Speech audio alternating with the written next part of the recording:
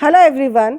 In this module of Principles and Practices of Management of Unit 4, Module 5, we would be discussing what communication is, its concept, process, types of communication, the barriers to communication, and how to overcome the barriers of communication. What is communication?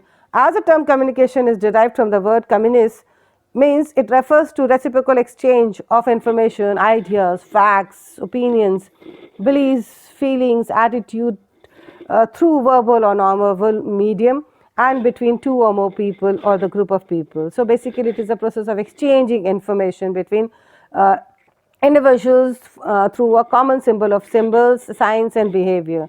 A definition given by Webster's dictionary says communication is a process by which information is exchanged between individuals through a common system of symbols and signs of behavior. So communication is basically a process through which the individuals mutually exchange their ideas, values, thoughts, feelings, actions with one or more people and transfers information from senders to the receiver so that it is understood in the right context. It's a process of initiating, transmitting, receiving information. It is a means of making the transfer of information productive or goal oriented. So basically it's a process of sharing information, ideas and attitude between people. So basically this is the process of communication or the elements of communication or the cycle of communication. You can say there is a sender, he has an idea, he encodes the idea, formulates a message, selects an appropriate channel, sends a message. The receiver receives the message, decodes the message and sends the feedback to the sender. So there has to be a sender and a receiver, encoding, decoding, a channel of communication also. Let us come to the types of communication. Here I have divided them into 4, which is the means of delivering the message. Second is the purpose of the communication. The third is the level of communication. And next is the pattern of communication.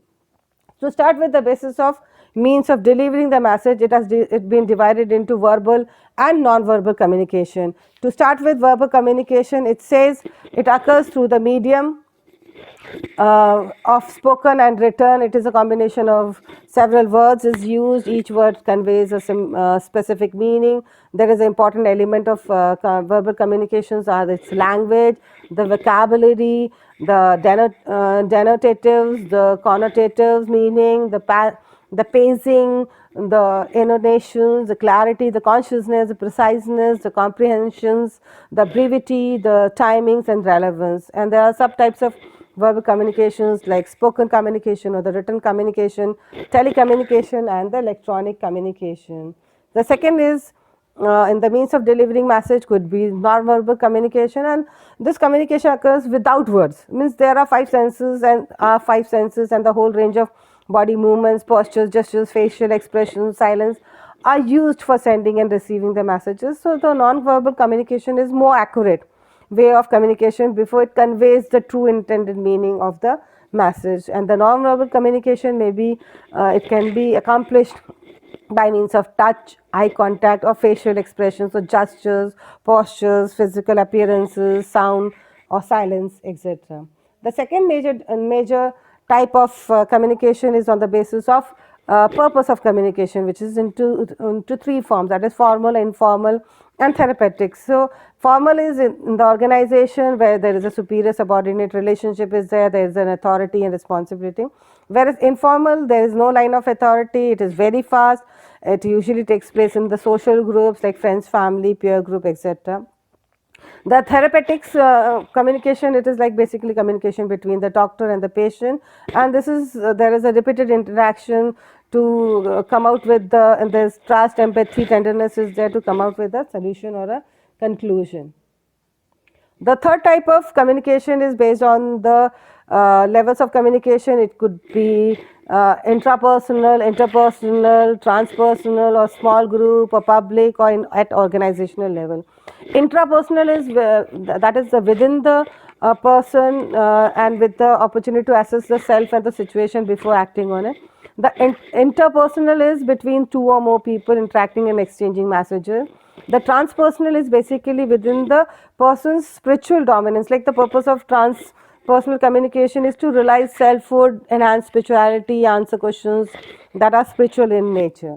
The fourth one is the small group, that is between 2, 3, 5 people. The public communication is generally the larger group, like the media material reaching to a number of large number of people. The organizational communication is between the individual and the groups within the organization communicating for to achieve the organizational goal. The fourth and the major type of communication, and the type of communication is based on the pattern of communication. There could be one-way communication or two-way communication, one-to-one communication, or one-to-many or many-to-one communication. Fine. So, like one way it is like you are saying and the audience is listening. Two ways, both are the communicator and audience are interacting. One to one is that there is a sender and one recipient only. One to many means one communicator and there are many listeners, and one many to one is like it takes place with several people communicating with one person. So, what are the facilitators of communication? What makes like communication effective is like there are 7 C's, which is there has to be completeness, there has to be clarity, there has to be courtesy, there has to be a consideration, conciseness should be there, concreteness, and there has to be completeness. If all these 7 C's are there, it could lead to effective communication. Let us come to the barriers of communication. They are divided into many. If we start with the physiological barriers, which could be like poor retention due to memory problem or lack of attention, discomfort due to illness, hearing problem, listening problem, information overload, or gender physiological differences, etc. The second one is related to the environmental barrier, which would be like there is a loud background noise, is there, lighting is poor, or there is unhygiene surrounding, is there bad odor, is there is a, or there if there is an uncomfortable setting, etc. The psychological barrier, the third one is there is a misperception or misunderstanding, distress, unhappy emotion, or emotional disturbance is there, or psychotic or neurotic illness is there, or there's a fear, anxiety, confusion, confused thinking is there. The fourth one is related to the social barrier, means differences in social norms, values, behavior, social taboo, different social strata. Cultural barriers are related to the ethnic, religious, cultural differences, cultural traditions or values. And semantic barriers are related to the culture and language barrier, which is like the language transmission or the individual difference in expressions and perception. There's past experience of individual failure to listen also. Next is the organizational barrier, which could be related to the policies and procedures and rules, or the technical failure, or the time pressure, or the size of the organization, or the complexity of the organization structure.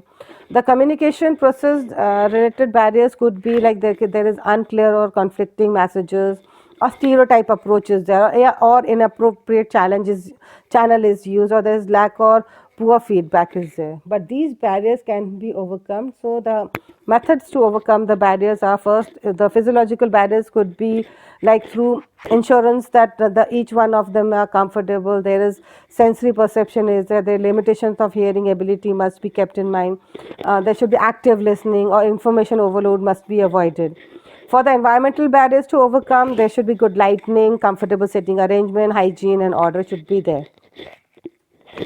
The third one is how to overcome the psychological barrier is by building up happiness, trustworthy manner, not harbor negative emotions, avoid feelings of prejudice, resentment, and antagonisms, the fear of for fear and anxiety and confusion. And to overcome the social barriers, the difference of the social norms, value, behavior must be given consideration, or social beliefs must be kept in mind. To overcome the cultural barriers, there should be the cultural differences should be considered, the tradition and value behavior should be considered. To overcome the semantic barriers, it is the use of the same language, or the consideration of the difference in the expressions and perception of the message should be considered. To overcome the organizational barrier, the considered organizational policies, rules and regulations. The organization structure must be simple and not complex, and the larger organization must be divided into smaller subsets. To overcome the barrier of the communication process related, so an appropriate channel must be used, stereotype approach should be avoided, the message must be clear and not conflicting, the proper feedback must be ensured by the recipient. There are few techniques for effective communication which are divided into three, which says uh, conversational skills should be improved by focusing, paraphrasing, sharing information, providing information, asking relevant questions, clarifying and summarizing again and again, or sharing humor, etc. Through listening skills also, like be active listener, use silence, or listening with purpose, acknowledgement of message, giving feedback, etc. And the last one is the technical skill, which says like using touch, using nonverbal cues, sharing feelings, sharing observations, sharing hopes, personal presenting reality, sharing empathy, etc. This is all in this communication slide module. Thank you so much.